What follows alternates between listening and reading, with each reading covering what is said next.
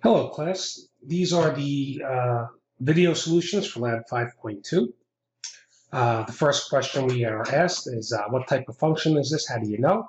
Well, anytime you have, think of this as a polynomial divided by another polynomial, that's a rational function. Also, if we have a variable on the denominator of our fraction, we have a rational function. You could think of the top term as p of x and the bottom as q of x. So if p of x divided by q of x, where both are polynomials, that basically is the definition of a rational function. The domain, well, it's going to be all real numbers except the values that make the denominator 0. So you can take the denominator, 2x minus 4, and set that equal to 0. Okay, so I take 2x minus 4, I set it equal to 0. Solve for x, you get x equals 2. So the domain is all real numbers except x equals 2, right? Because if I place a 2 in here, 2 times 2 is 4, 4 minus 4 is 0, so that's a problem. So all real numbers, and I'd rather you actually write, instead of saying except 2, say all real numbers except x equals 2. Next, the vertical asymptote. Well, that's the exception to your domain. So if the domain is all real numbers except x equals 2, well, the vertical asymptote would be x equals 2, right? It's the exception to your domain. Horizontal asymptote. All right, again, in this lab, they graph the function, right, x minus 6 over 2x minus 4, and develop the table, and they look at the value of y when x becomes really big. Looks like it approaches looks like it approaches 0.5. And when x gets really small, y approaches 0.5. So the horizontal asymptote is y equals 5.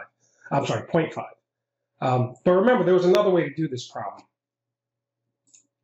If you remember from the last video, if the degree of our numerator is equal to the degree of the denominator, you divide the coefficient, the leading coefficient, right? So in this case, the degree of my numerator is 1, because it's x to the 1.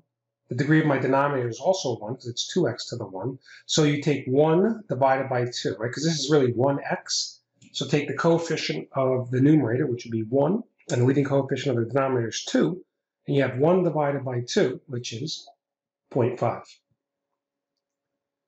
Next, vertical intercepts. Well, that's where you substitute in 0 for x and solve for y. Right? Go back to the original equation, replace x with 0, solve for y, and you end up with 0, 1.5. Right? 0 minus 6 is minus 6 on the top, divided by negative 4. So negative 6 over negative 4 is 1.5. Horizontal intercepts. Well, this time you're going to replace the y with 0 and solve for x. Okay, so if I replace y with 0 and I try and solve for x, when you cross multiply, it's going to be 0 times 2x minus 4, which is 0. So you end up with 0 equals x minus 6. Right, if I make this whole thing 0, and I solve for the x's, this is what you end up with. So it looks like we get 6, 0. Okay, so if we were going to sketch the function, well, we have a lot of points here, right? We know we have a horizontal intercept at 6, 0. We have a vertical intercept at 0, 1.5. So you can put dots there. And then we have the asymptotes, right? There was a vertical asymptote at x equals 2 and a horizontal asymptote at y equals 0.5. So here's y equals 0.5, this dotted line. X equals 2 is this dotted line. And then we know that our points are, basically, we're never going to touch those imaginary dotted lines. All right. I wouldn't ask you to do something like this on the test, but this was still a pretty good exercise. Next, okay, now we have the campus club. And we're going to throw a party. And it looks like there's a 4-person band that's going to play for 150 bucks. And it looks like it's food and drinks will be $2 per person. So if there's 25 people and they each have food and drink at $2 a piece, 25 times 2, right, cost of the food times the number of people, plus we have to pay for the band, we get 200 bucks. Now the average cost per person, if only 21 people are paying, well, we take the total cost, which is 200, divided by the number of paying people, right? Remember, the 4 people in the band don't pay. So it's 25 minus 4, which is 21, right? It's a 4-person band. So that's my average cost, $9.52. Now let's pretend we don't know how many people are going to attend. All right, we can come up with a new cost function, right? So it's $2 times the number of people, right? Before it was $2 times 25 people because we knew the number of people.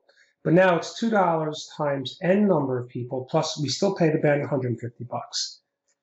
The average cost would be my total cost, which is the 2n plus 150, divided by n minus 4, right? Because 4 people don't pay, they're in the band, so we would take the n number of people and subtract 4. And this will give me my average cost for any number of people, okay? So then we're asked to fill in the table. So the quickest way to do that would be to graph this function and then use the table feature, right? You could also substitute in 10 for n here and here and get an answer, 20 for n here and here and get an answer. You could put in 30 for n here and here and get an answer, and so on, okay? Or you could just graph this and create a table counting by 10, all right? And these are the steps to actually do that if you want to graph this, and then how to create a table that counts by 10. Next, how many paying guests must there be to bring your average cost down to $5? Well, think about it. If there's only 10 people, my average cost is 28. If there's 30 people, my average cost is 8. So you see, the more people we bring, the lower the average cost will be. So it looks like your average cost to get $5 is somewhere between 50 and 60 people, right? Because at 50 people, my average cost is $5.40. 60 people, my average cost is $4.80. So we can substitute. We know what our average cost is going to be in the future. We want 5. So I'm going to put a 5 here.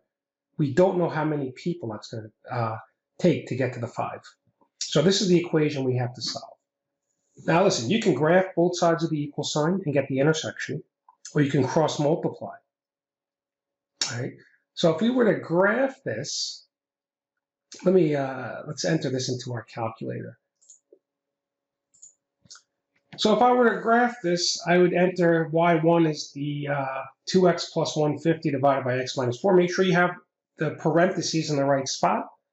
Y2 is 5, right? So I'm graphing both sides of this equation, right? Y2 is the 5, y1 is the 2x plus 150 over x minus 4. Here's the window. How did I know where to go to x max is 60? Well, remember from our table at 60, we're at 482. So I have to go to some number bigger than 50 to make sure I get this value down to 5. When I graph this, okay, looks pretty good. If I press second, trace number 5, enter 3 times, you can see if I have 56 guests, maybe 57 guests, my average cost will be down to $5. That's how many people I have to invite to bring my cost down to $5. And here's a sketch of that. Okay. The sentence would be, yes, 57 people attend the party. The average cost will be $5. If I wanted to use the calculator to identify a horizontal asymptote, again, I can go back and go to my table, and if I wanted, I could count by, say, 1,000. And then when I go to my table, what happens when x gets really big? I'm at 4,000, 5,000. You can see I'm at 2.1, 2.05, 2.03. And it looks like no matter how far down I go, the value of y never actually touches 2. It gets very close to 2, but never actually touches 2. Okay? And if I were to go the other way, I would be below 2, like say 1.99, 1.9999. I would never actually touch 2. So the asymptote's going to be at 2. But you remember the trick we learned. We could simply just divide the leading coefficient, right? If this is n to the 1 and n to the 1, so since the degrees are the same, we could divide 2 divided by 1, which is 2. So my horizontal asymptote is y equals 2, okay? So no matter how many people I invite, I can never bring my average cost below $2. And why is that? Well, remember, we had to pay $2 for the food and drink. Somewhere up here it says it, right? So we can never bring our costs below the $2 for food and drink, okay? But the $150 for the band, that gets absorbed by inviting more people, right? The more people we invite, the lower the cost of the band, right? This cost is distributed over all the people evenly, right? This is a fixed cost. Okay, that should do it for this video. If you have any questions, please feel free to send me an email or send me a note.